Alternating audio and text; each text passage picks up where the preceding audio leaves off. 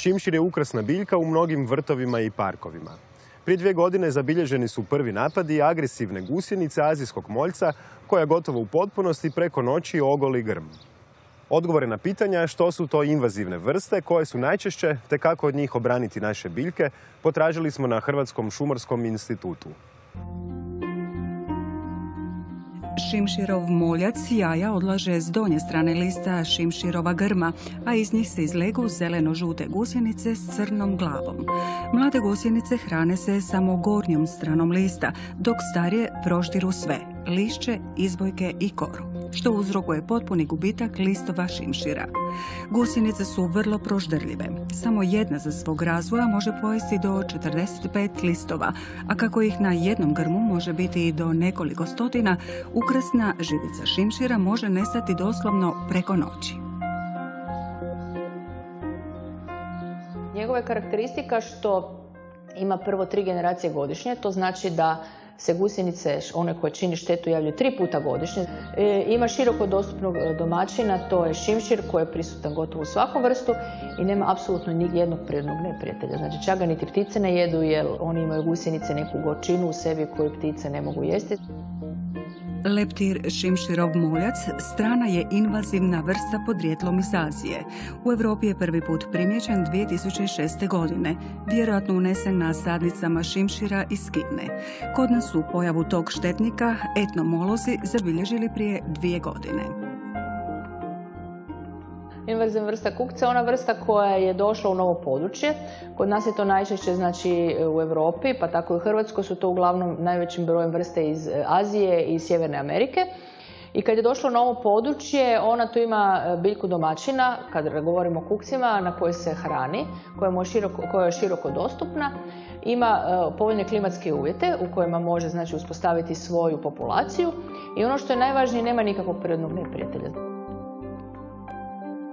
Budući da je šimširov moljac relativno nova invazivna vrsta i nema učinkovitog prirodnog neprijatelja koji bi ga uništio, za sada se taj štetnik može suzbiti samo mehaničkim, ekološki prihvatljivim načinom te kemijskim primjenom insekticida.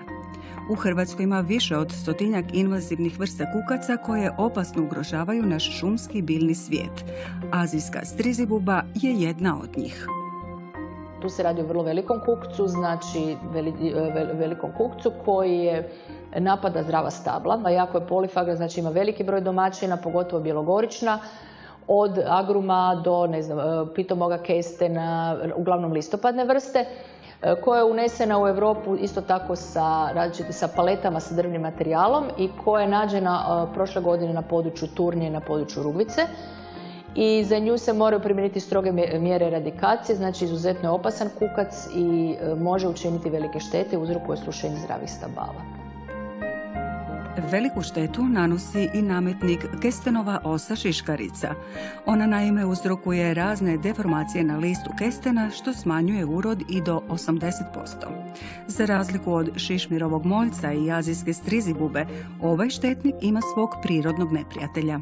Ovdje su na šimširovom moljcu gusjenice gole i nezaštićene na izbojcima, pa možemo koristiti insekticid. Kod nje ne možemo koristiti insekticid jer su znači ličinke njezine zaštićene u šiški. To je kod da mi stojimo u kući pa nas neko tretira insekticidom, ništa nam se neće dogoditi. I jedina učinkovita metoda koja se do sada pokazala je biološko suzbijanje. Postoji njezin prirodni neprijatelj koji je također porijeklom iz domovine ose šiškarica, to je Azija, iz Kine, koji suzbija ovu kestenovu osu šiškaricu. Naravno, tu će odmah neko postaviti pitanje da li će taj prirodni neprijatelj učiniti više štete nego koristi.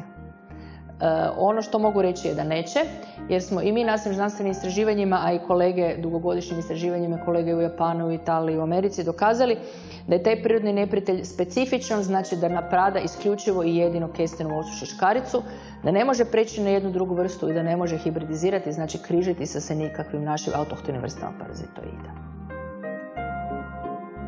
Tijekom 5 godina otkako se pojavio kestenov štetnik, znanstvenici nisu samo istraživali kako ga prirodno suzbiti, već na Hrvatskom šumarskom institutu i uzgajaju te parazite koje puštaju na zaraženi teren.